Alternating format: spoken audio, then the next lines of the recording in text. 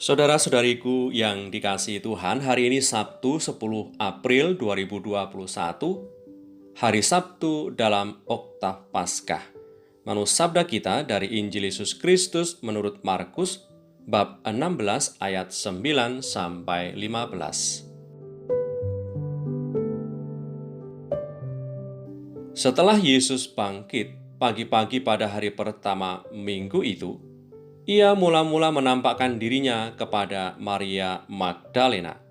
Daripadanya Yesus pernah mengusir 7 setan. Lalu perempuan itu pergi memberitahukannya kepada mereka yang selalu mengiringi Yesus dan yang pada waktu itu sedang berkabung dan menangis. Tetapi ketika mereka mendengar bahwa Yesus hidup dan telah dilihat olehnya, mereka tidak percaya. Sesudah itu, ia menampakkan diri dalam rupa yang lain kepada 2 orang dari mereka, ketika keduanya dalam perjalanan keluar kota.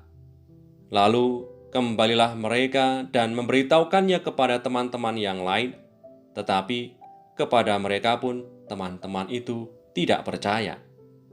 Akhirnya, ia menampakkan diri kepada ke-11 orang itu ketika mereka sedang makan, dan ia mencela ketidakpercayaan dan kedegilan hati mereka.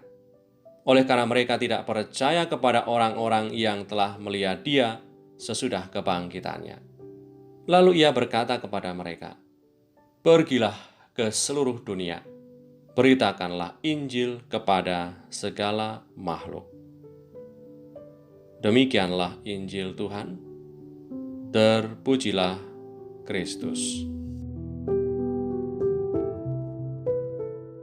Saudara-saudariku yang terberkati, Yesus Tuhan yang telah mengalami sengsara, wafat di kayu salib, mengalami gelapnya makam dan bangkit pada hari yang ketiga, adalah peristiwa iman kita sebagai orang Kristen dan menjadi pokok pengakuan iman kita. Misteri iman dalam sengsara, wafat, dan kebangkitan Tuhan menjadi pokok iman kita sebab olehnya kita mendapatkan jaminan keselamatan kekal. Akan tetapi, untuk sampai pada pengakuan iman bersama tetaplah tidak mudah. Para murid awalnya tidak percaya. Bagaimana mungkin Tuhan wafat bisa bangkit lagi? Butuh proses dalam beriman, dan ternyata Tuhan Yesus mengikuti alur proses keberimanan para muridnya sampai mereka benar-benar yakin dan percaya bahwa Yesus Sang Guru bangkit dari antara orang mati. Tuhan Yesus yang bangkit mulia menjumpai murid-muridnya untuk membangkitkan kembali harapan, membangkitkan iman mereka, dan juga menumbuhkan keberanian mereka.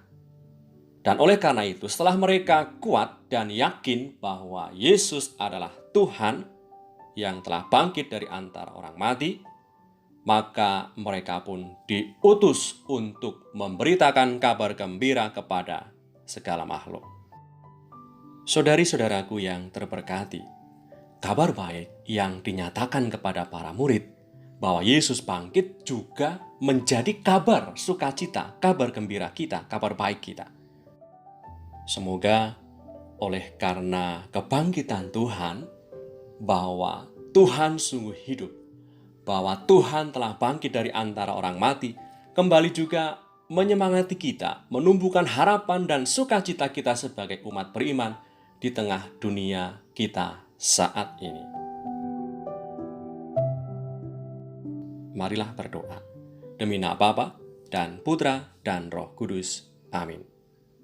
Allah Bapa sumber kehidupan, kami bersyukur atas Kristus yang bangkit dan menjadi teladan ketaatan kepada kehendak-Mu. Semoga rahmat kebijaksanaan-Mu mengalir atas kami, agar bisa mewartakan kabar sukacita di tengah keseharian kami.